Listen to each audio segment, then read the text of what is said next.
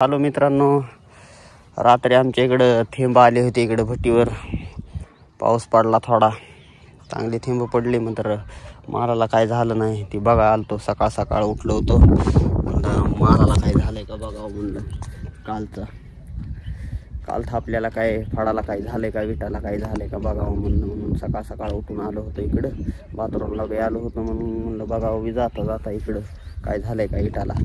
पाणी फिनी पडलं होतं रात्री, लय मोठं पाणी पडलं होतं. पाऊस म्हणजे तेवढं नव्हतं, थेंब आले होते तरी काय झालं नाही इटायला. थेंब आले ते चांगले, तरी वल्ले राहिले सगळं. पाणी आहे मध्ये, ह्याच्यामध्ये नावामध्ये पाणी आहे. वर थोडं थोडं दिसायचं नाही आता. ही पाणी नावामध्ये पाणी आहे, दिसायचं नाही.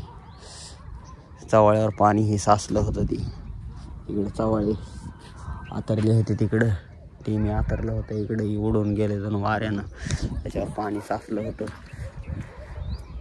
ह्या बी इटाला काही झालं नाही, चांगल्या इटा आहेत हे, पण काय झालं नाही ह्यांना बी.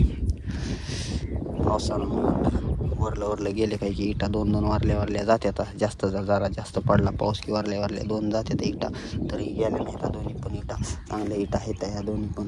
वरले बी चांगले आहेत, खाल्ले बी चांगले आहेत, सगळं चांगलं आहेत माल. नाही जास्त पडायला असता तर नुसता चिकुलच झाला असता ह्या मालाचा.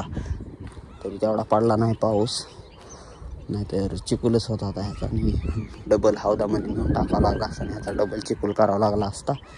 डबल चिखल केल्यावरच पुन्हा डबल विटा बनवावं लागल्या असत्या ह्याच्या. मग आता काय तेवढा पडला नाही, बरं झालं. अजून आबाळ आलेलंच आहे. इकडून थोडं फटकलं या, इकडं थोडं फटकलं आहे.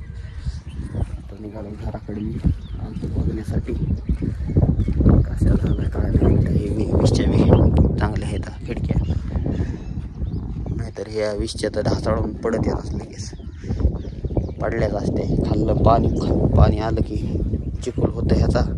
चिखल झाल्यावर ही खाली मोरली की, खाली दबती की वरली खिडकी धडेल तिने ढासळती पाऊस जास्त पडल्यावर.